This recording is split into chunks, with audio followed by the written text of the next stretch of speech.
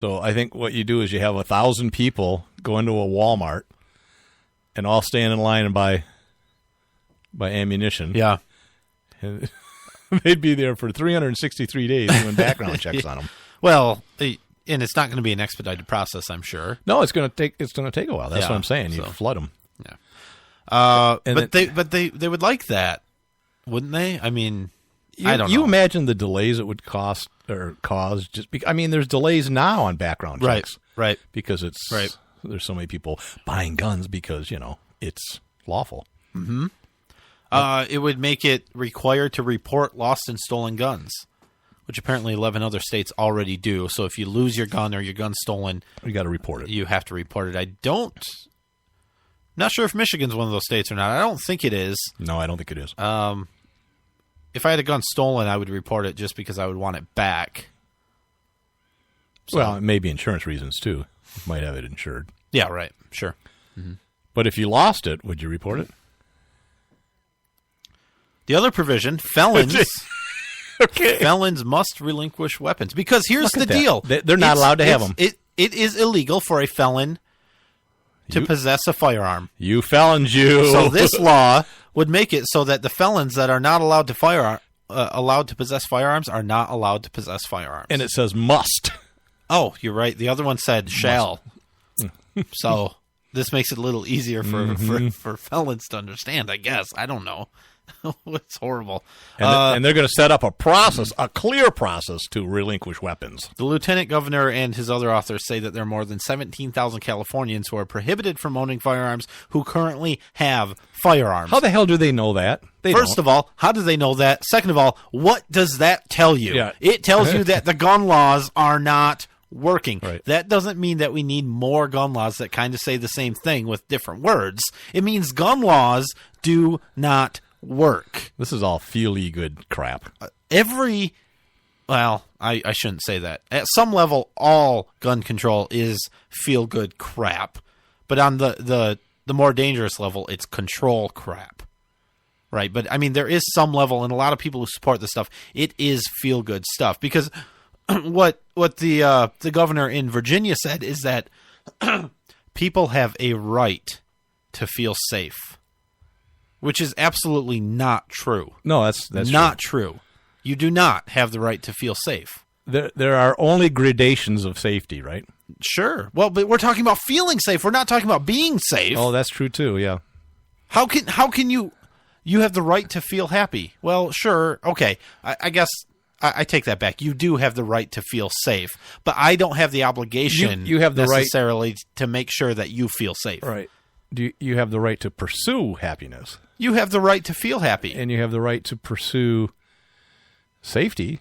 Well, I guess. Yeah, I take it back a little bit because I realize what the words actually say. You do have the right to feel happy, but nobody else is obligated to make you feel happy. Right. Right. I mean, that's the difference. And the thing is because it's subjective. Exactly. Yeah, exactly. One person's happiness is another person's misery. And one person's safety is another person's unsafe feeling. So. And here's the good one. Vice Governor of California wants firearms database. Mm-hmm. So they want to, register all firearms, which I think they do. But what they really want to do is if something happens, like somebody's added to the you cannot own a firearm database, someone's convicted of a felony in California is what it is. They want to require the state to pass that information onto the federal system, right? Which right now it's voluntary in California and a lot of states. Right. It's voluntary, which is good because it really shouldn't exist at all at the federal level, but at least it's voluntary, I suppose. I agree with that. So I don't know. California is pretty liberal. I mean, they seem pretty favorable to gun control. So if this got on the ballot, I could see it passing. Yeah, for sure. I mean, they're already far enough in. All the people who really oppose this stuff have moved. When you're already underwater, it doesn't matter if you're 100 feet underwater or 3 inches underwater. Well, it might. No, it doesn't. It might. No, if you're underwater, you can get out quicker. If you're only 3 inches can't. under. My point is, you can't. I think you can. You can't breathe. You mean if you're buried in cement, it doesn't matter if you're 3 inches. All right. Or 100 Okay. feet. If your feet are in cement, Yeah. Oh, okay. it doesn't matter if you're Yeah, 300 sure. feet or Yeah. 3 inches below the top of the water. You're going to die. Yeah. Oh, it's horrible. Well, we had an incident in Michigan with a concealed pistol license holder. Yeah. Was it? I think it was a Home Depot. Yeah. Yeah, it was. Yeah. And apparently somebody was leaving the store with about $1,000 worth of merchandise. What was it? I don't know what it was. And we talked about this last week, Right. but we didn't have as many details. And- And there's new developments. Right, and got in the car and drove off, and a lady CPL holder, she's in her 50s, fired at the tires trying to disable the vehicle. And she wasn't charged at that time. Well, they charged her now. Yeah. But instead of like felonious assault and deadly weapon stuff, she's going to be arraigned on a reckless use, handling, or discharge of a firearm. Which More reasonable. I mean, yeah, more reasonable. That's a Right. good. I'm sure she'll lose her CPL, and Right. we'll see. Now she claims that that's what she was told in her CPL class, Maybe and it's certainly possible Yeah. because we've got some really bad ones in the we state. do, but unfortunately or fortunately, that's not an excuse. No, but it's going to bring maybe some sympathy from a jury if it goes there. Yeah. Well, it's what you get when you require licensing and a certain type of training too, right? Right. I mean, when you force that sort of thing onto the market, you're going to get people that are going to jump in and take advantage of the state mandated product, right? You The mean training. instructors? Mm-hmm. Yeah. Yeah. Well, we've had cases, and it's a felony if you're, don't follow the 8 hours. It's an 8-hour minimum, and it's a minimum amount of shooting. And we've had people that were, teaching the class in 3 hours with no shooting. Right. And so, and some of them were police officers that did it. Yeah. So there's some scams going on out there. So you kind of get what you pay for.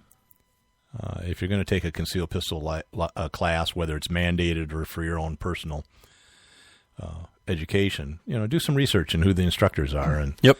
get recommendations. Yep. Yep. For sure. Well, what else? We can do this day in history. You'll like this. Let's do that. That's so exciting. Well, You've you'll got- like this because it applies to you. When I saw it, I said, this is neat. You've got 2.5 minutes. I know. It'll be quick.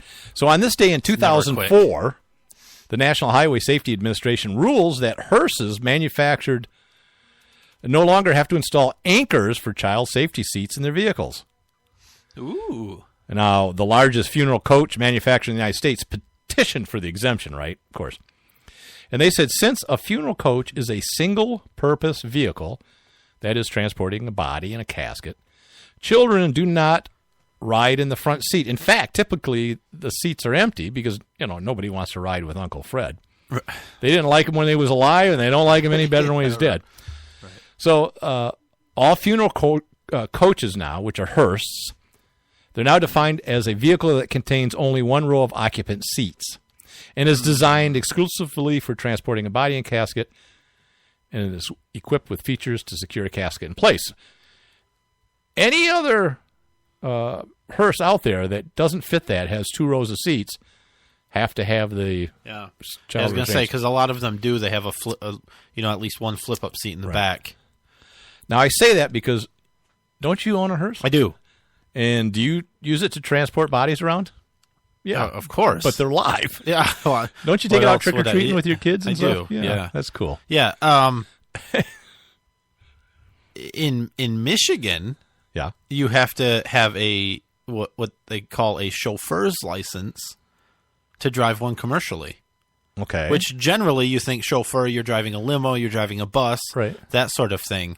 If you are driving for a funeral home and you're the only living person in the car, you have to have the license that allows you to drive other people around. Well, you are, in a sense, driving other people around. Yeah, sure. They just probably aren't aware of Sure. it. Yeah, and your extra training is Much like a New come York on. taxi driver. Yeah. People pass out in the back. Yeah.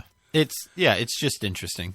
It's an extra weird tax. laws, yeah. It's an extra tax Right. because I can drive mine around whether I have that license or not. Right, because you are not transporting No, because I'm not using it for commercial Oh, purposes. right, commercial That's the purposes. if I was making money, Yeah, you'd have to have. you would have to have the license, right? And Okay. it's weird. What if you drove it around for your band purposes? I wouldn't. What And band? and that's there. You go.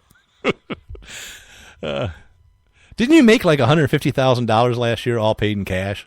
I didn't. Oh, but did I say can that? tell you a funny story about Okay. a friend off the air. Oh, okay, good. Yeah, but no, I didn't. I didn't No, make I know any you money don't. other than what was reported on my. Income Federal tax, and like a state good, income tax. good civil person. I paid all of my use tax also from purchases online from out of state companies. Excellent. Because you have to report all those. Although coming soon, less of an issue. But We'll have to we're- pay taxes on internet sales now in Michigan. for companies like Amazon, who's a big one that have a presence in Michigan. Yes. Damn it. So we are out of time. See you next week. Bye-bye.